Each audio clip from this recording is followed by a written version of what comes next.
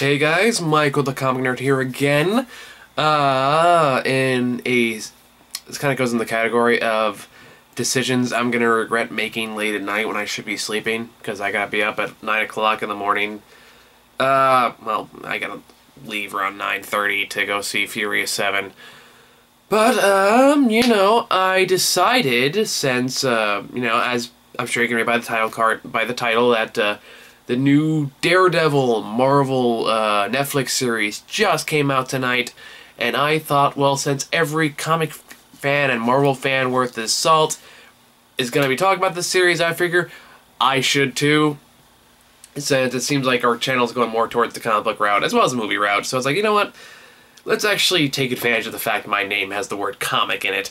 So I've decided to release this little mini-series of video vlogs covering every episode of the Daredevil, first season of the Daredevil series.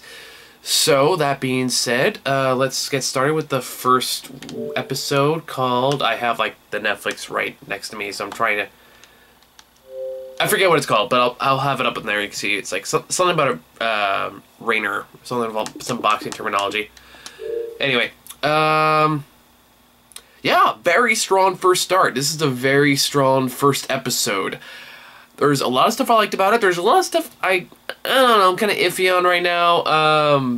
Right off the bat, though, it's so much better than the Ben Affleck movie.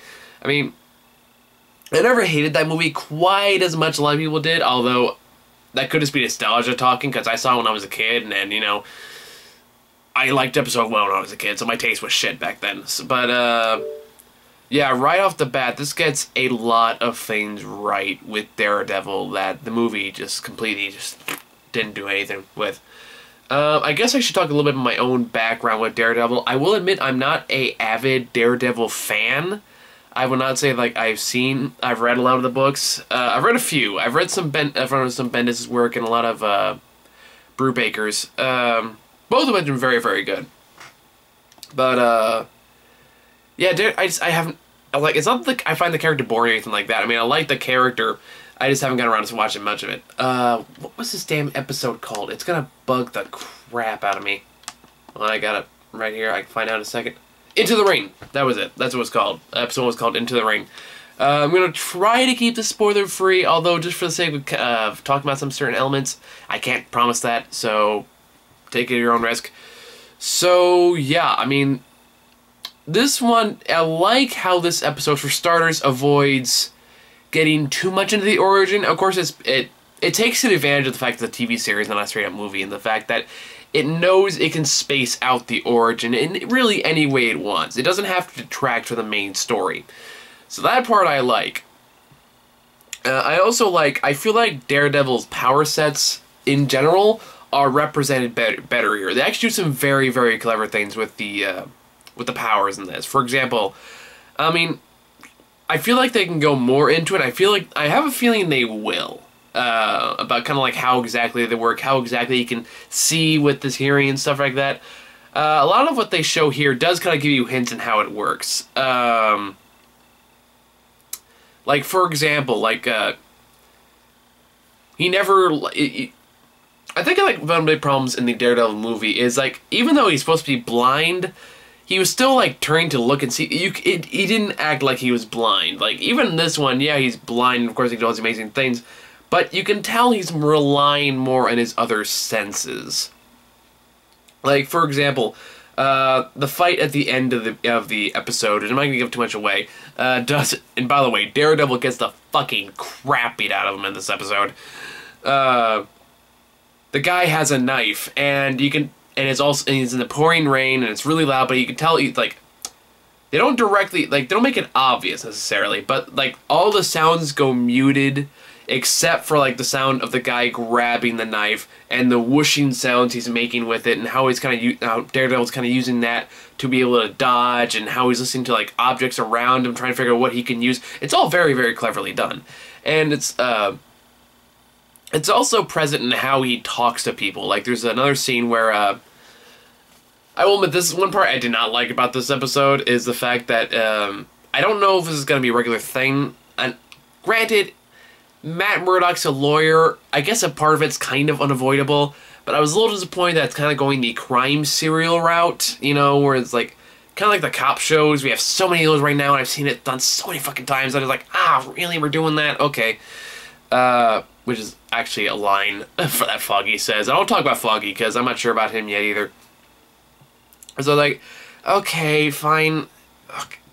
I mean, it's not done badly or anything like that, but I was like, oh, man, can we see something else, please? I don't know. It's one of those things that might just come with the territory. I might just have to suck it up, because the stuff that works here really fucking works. Like, Daredevil's initial, like, ninja-esque costume looks great, and the action is fantastic. It's definitely the most brutal, I think, Marvel has done. And that's another thing to talk about, too, is the fact that the tone... Like, I was talking to a friend about this actually earlier today, and he was talking about like how he doesn't know if Daredevil's darker tone will match up with the more lighthearted tone of the Marvel movies and even like Agents of S.H.I.E.L.D. And I don't see a reason why they can't coexist. I mean, they do in the comics. No reason they can't do it in the movie universe too. And this one does a good job of kind of giving a reason why these two worlds can coexist, because like Agents of S.H.I.E.L.D. and all the Marvel movies, like they take the larger than life approach, while Daredevil, and I'm assuming a lot of the other Marvel series that are coming out, are much more in the nitty gritty. They're much more like on the streets, on a personal one-to-one level. They aren't larger than life. They're in the city. Maybe that will change when the Kingpin story coming up, but this one feels like it's much more concerned about the nitty-gritty, the common folk kind of stories, and I really, really like that they're going that direction. I think it's really, really the right way to do. And I also liked, I mean, I get that there's kind of an obligation to make references to the other movies and all the other stuff in this TV show, but even that, I liked how that played into some of the villains' plots. And spoiler alert, when it's revealed that one of the main gain people Daredevil's gonna deal with in the course of the series is making money off of all the buildings and stuff like the Hulk and Iron Man and all those people destroy. It's like, okay, that's clever.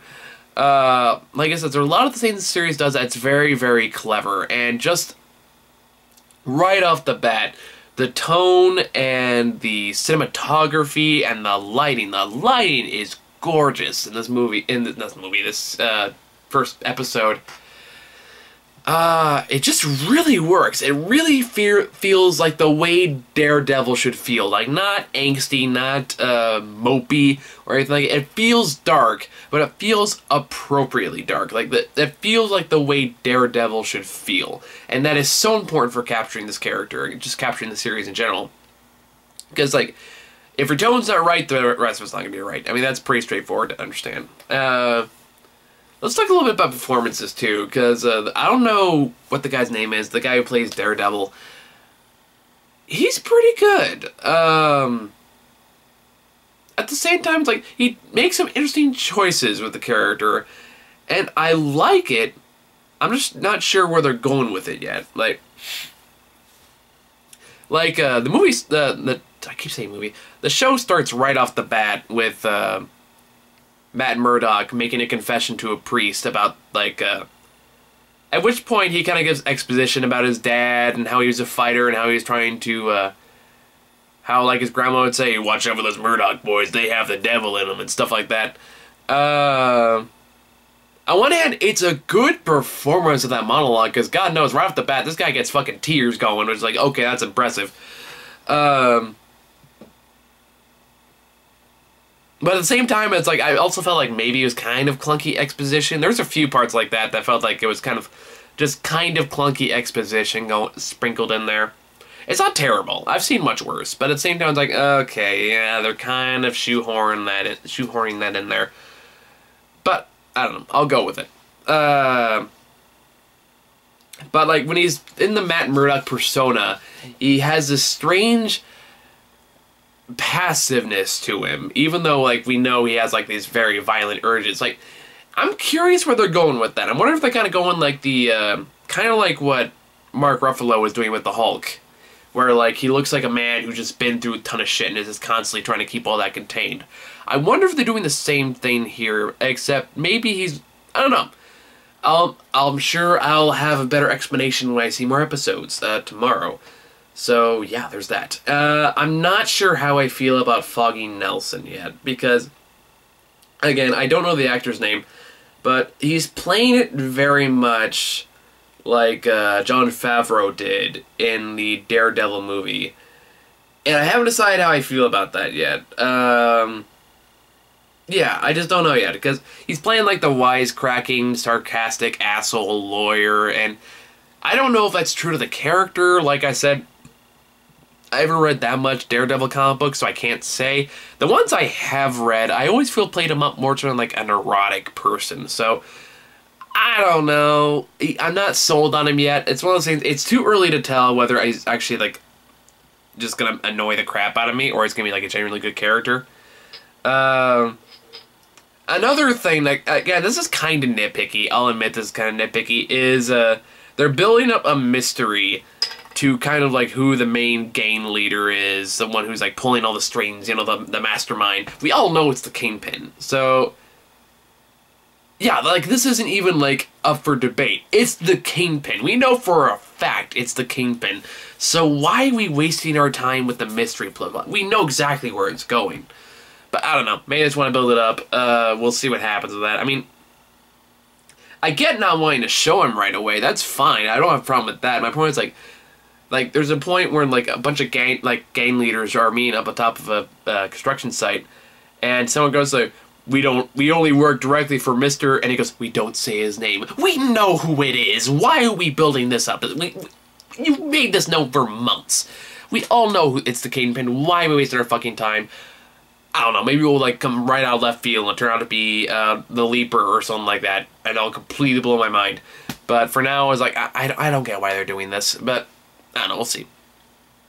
I can't think of anything else to talk about at this point, other than one other thing I did like about this movie, damn it, I keep saying movie, about this, the first episode, is that, this is something that was kind of lacking in the Daredevil movie, is the fact that Matt Murdock is not the most powerful superhero.